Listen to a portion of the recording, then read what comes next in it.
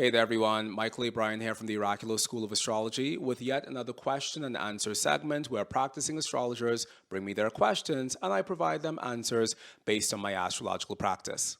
If you're enjoying these Q&A segments and you'd like to work with either myself or an OSA certified astrologer, then by all means check out our website where you can book yourself a high-quality astrological consultation today. Also, I answer many of these questions and more in my book, Mastering Traditional Astrology, A Depth of Beginning in the Celestial Art, which you can buy a copy of on Amazon.com. And if you'd like to become a professional astrologer, then check out our Professional Astrologers Diploma Program, as well as our Medical Astrologers Diploma Program by visiting the education page of our website. Okay, I think I probably know the answer, but I'm not sure. I was looking at the triplicities, and the first couple of houses, it talks about the beginning, the middle, and the end of life. We all live different lifespans, and I was wondering if you would best understand that in terms of what stage of life the person is in, like growing up versus reaching maturity versus older age, or whether it would be more in terms of like the first 25 years, the second, that. The question is when using triplicity rulers, particularly for houses that have to do with periods of life, how long do those periods of life last? In traditional astrology, the first third of your life is represented by the first 30 years of your life. The second third of your life is represented by the second 30 years of your life. And you know what that means?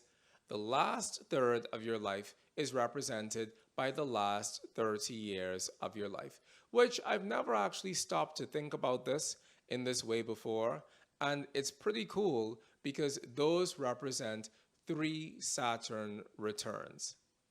Wow, that's kind of crazy. So it's 3 Saturn returns, which really makes sense that a Saturn return would demarcate the end of one stage of life as well as the beginning of another stage of life. So this is something that we find within traditional astrology, that the thirds of life represent 3 30-year periods. Clearly, there are people who live to be 110 years old, but I think that is probably just as uncommon today as it was 700 years ago, when this whole notion of the thirds of life was really being codified within our traditional astrological heritage.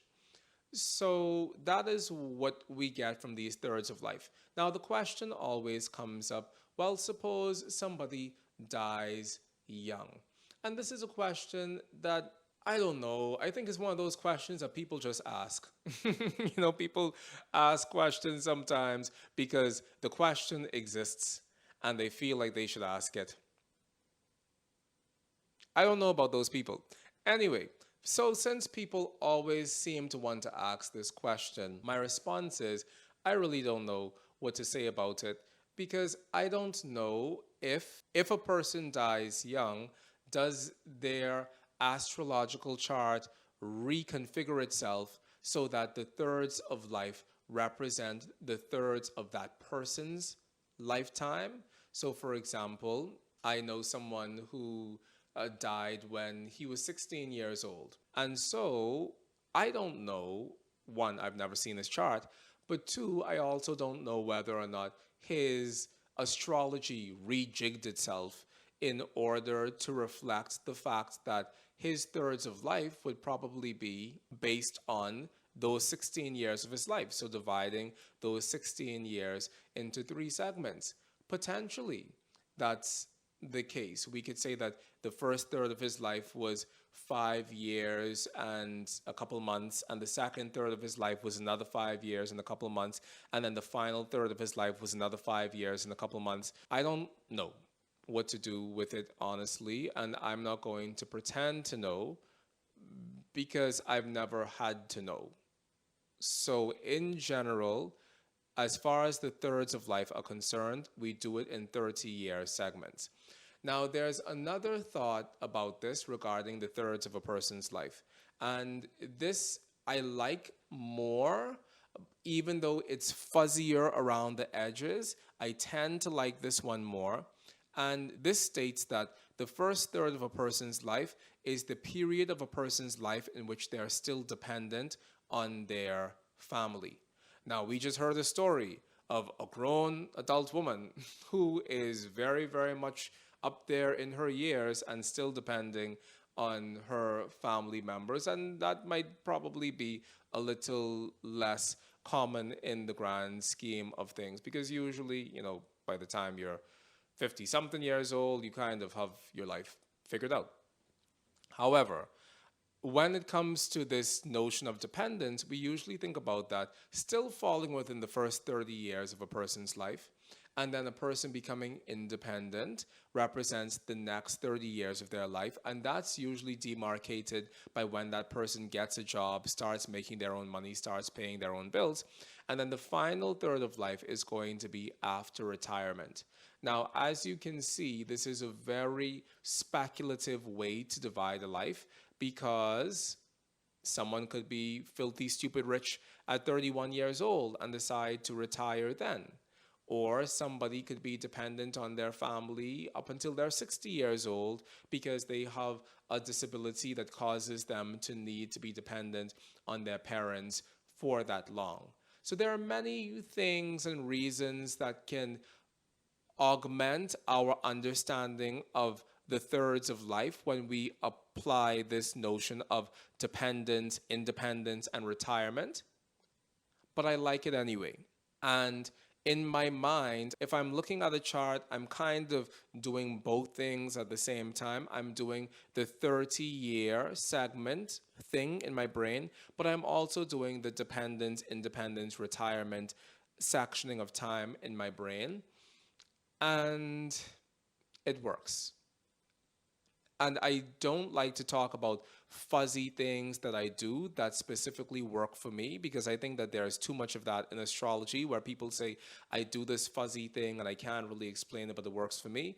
But astrology is also a magical practice and we all bring our individual expression to it. And astrology is a living practice. All the rules of astrology haven't been made yet. And as far as astrology being an evolutionary practice is concerned, the rules is going to continue to be made for as long as we're alive. So my fuzzy rule is that I use both these systems in my mind when dividing the thirds of the life of a person.